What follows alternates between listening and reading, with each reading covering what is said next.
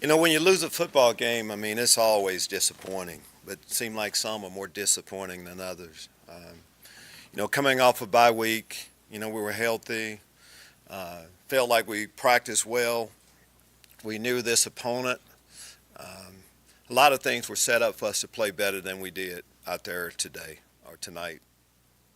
Defensively, when you can't, the first half, when you can't get off, third downs, we were, tough.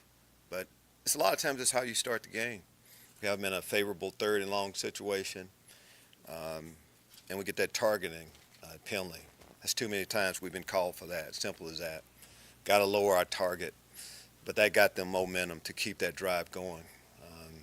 And then from there, when you lose your safety, um, we just didn't, play as well at other positions, and that one as we needed to. I'm just talking defensive football. They were able to run the football, and when they wanted to pass it, they were able to do that too. You can't let a simple slant go for a touchdown like that. Our tackling has to get better. And on the offensive side, we moved the ball there early, but you need to be able to, when one side is getting touchdown, you need to be able to match that. So didn't get anything going, of course, tonight. Can't really talk about anyone really playing well. We need a better game plan. Of course, we need to play better. Kind of simple as that. I think we had one injury, but nothing.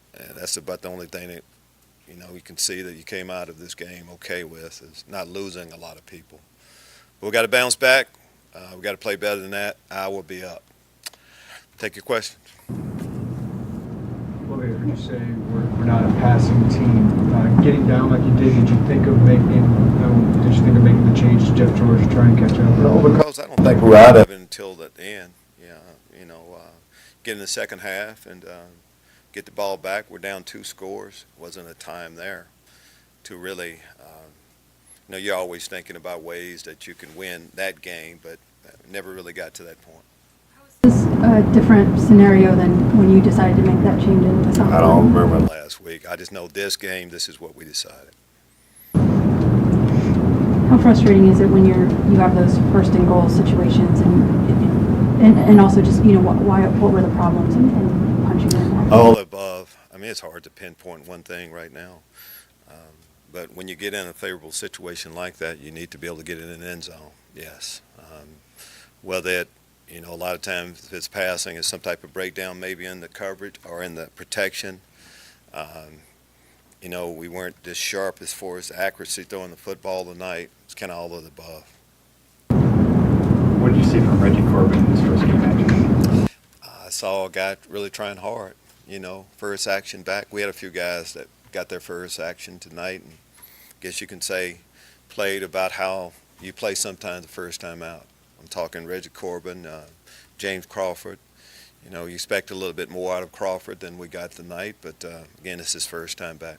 Well, you said you had to bye this week to prepare for this team and correct some mistakes. What did you see that didn't go well in that trip? Nothing went well. So what did I see? All of that. And if I knew the reason why, we would have done something about it then. Don't really know. But it's too late to even try to figure that out right now. We'll watch the video, make the necessary corrections, and try to play better next week.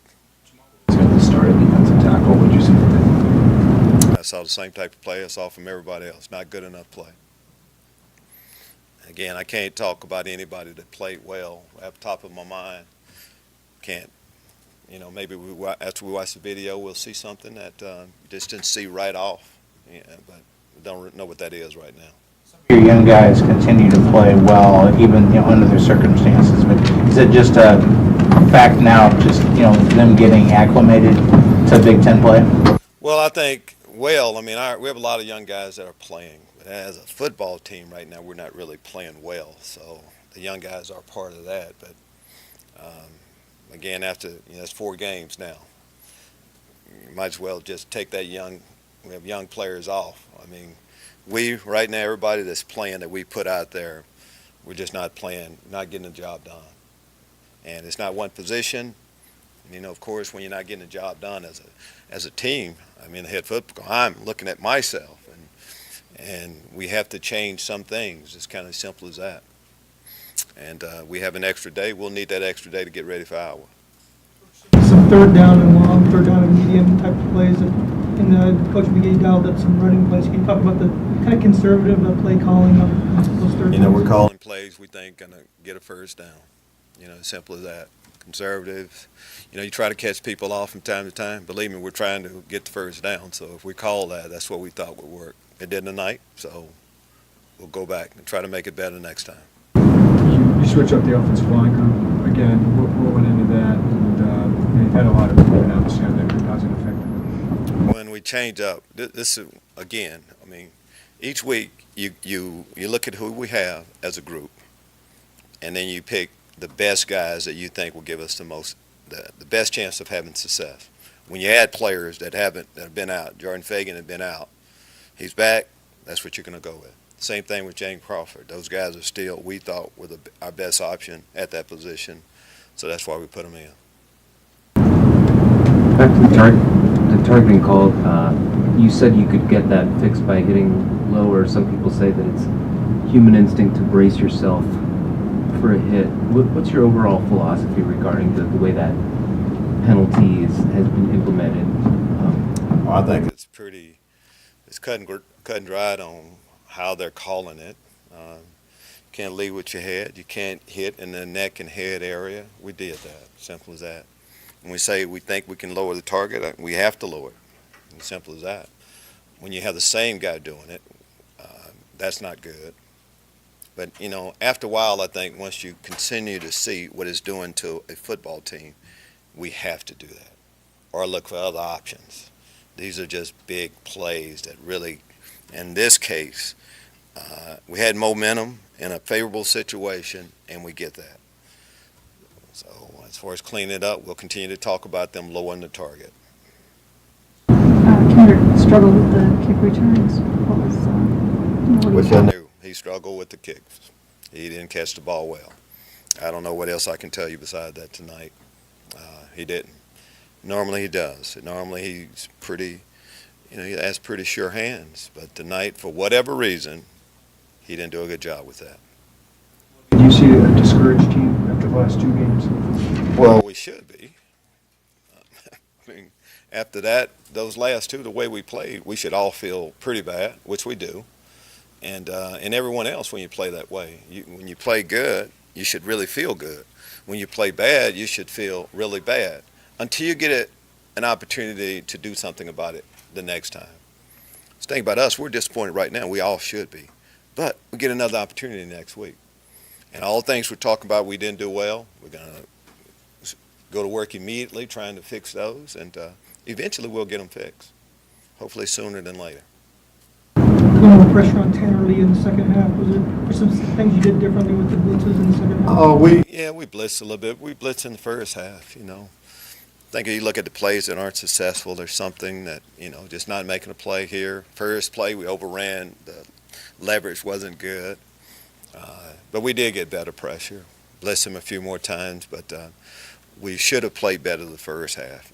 Where now we're not, what we did in the second half is not standing out as much. College basketball fan and college coach, how did you react to what happened this week in college basketball? You talk about how was I reacting to college basketball? What did it make you feel? Well, I'm saying I didn't put a lot of thought into it, to be truthful. I know it didn't show up tonight, but I was really thinking about Nebraska most of the week. I pay attention to sports, but there's not a whole lot I can do about that or anything else that's happening outside of this building. All our concentration has been on again, it doesn't seem that way, but our concentration was on the Nebraska Cornhuskers. At the end of the game, there's a lot of Nebraska fans here, not a lot of Illini fans. This is obviously a rebuild, but what do you tell fans about where this is going? Tell the fans anything about, well, the fans weren't there because the game was pretty much over, and they didn't want to see an opponent celebrate on our field, and we weren't playing well at the time. To me, that's how it should be. It's just not in our stadium. Home team is losing anywhere. Our fans are going to probably leave a little bit earlier when the game is over, and the game was over. The fans were there when we were in the game. which was earlier in the game.